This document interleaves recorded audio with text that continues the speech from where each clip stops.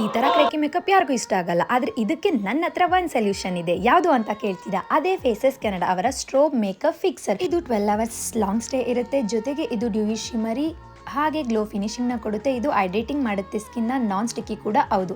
ಇದು ಬಂದು water proof and transfer proof ಕೂಡ ಆಗಿದೆ. ಸೂಪರ್ ಕಾಂಫಿ ಜೊತೆಗೆ ಇನ್ಸ್ಟೆಂಟ್ ಗ್ಲೋನ ಕೊಡುತ್ತೆ. ಸೊ ನೀವು ನೋಡ್ತಿರ್ಬೋದು, ನನ್ನ ಆಫ್ ಫೇಸ್ಗೆ ಫಸ್ಟ್ ಅಪ್ಲೈ ಮಾಡ್ತೀನಿ.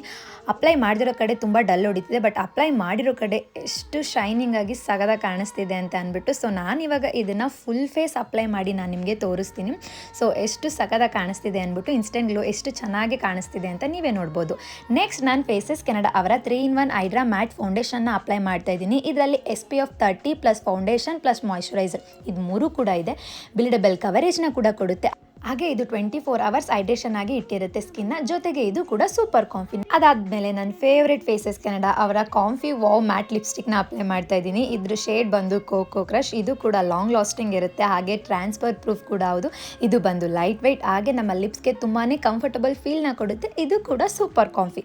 ಇದನ್ನೇ ನಾನು ಬ್ಲಷ್ ಮತ್ತು ಐ ಶಾಡೋ ಆಗಿ ಕೂಡ ಯೂಸ್ ಮಾಡ್ತಾ ಇದ್ದೀನಿ. ಅದಾದಮೇಲೆ ನೆಕ್ಸ್ಟ್ ನಾನು ಮತ್ತೆ ಸ್ಟ್ರೋಬ್ ಮೇಕಪ್ ಫಿಕ್ಸರ್ನ ಫುಲ್ ಫೇಸ್ಗೆ ಅಪ್ಲೈ ಮಾಡ್ತಾ ಇದ್ದೀನಿ. ಇದು ಬಂದು ನನ್ನ ಫೈನಲ್ ಲುಕ್. ಸೊ ನೀವೇ ನೋಡ್ತಿರ್ಬೋದು ನಾನು ಹೇಗೆ ಕಾಣಿಸ್ತಿದ್ದೀನಿ ಅಂತ ಅಂದ್ಬಿಟ್ಟು. ನಿಮಗೂ ಕೂಡ ಈ ಪ್ರಾಡಕ್ಟ್ಸ್ ಬೇಕಿತ್ತು ಅಂತ ಅಂದರೆ ಟ್ಯಾಗ್ ಮಾಡಿದ್ದೀನಿ, ಹೋಗಿ ಚೆಕ್ ಮಾಡಿ. ಅಥವಾ ಅಮೆಝಾನ್, ಫ್ಲಿಪ್ಕಾರ್ಟ್, ನೈಕಾ, ಪರ್ಪಲಲ್ಲಿ ಕೂಡ ಸಿಗುತ್ತೆ. ಈಗಲೇ ಹೋಗಿ ನೀವು ಕೂಡ ಬೈ ಮಾಡಿ.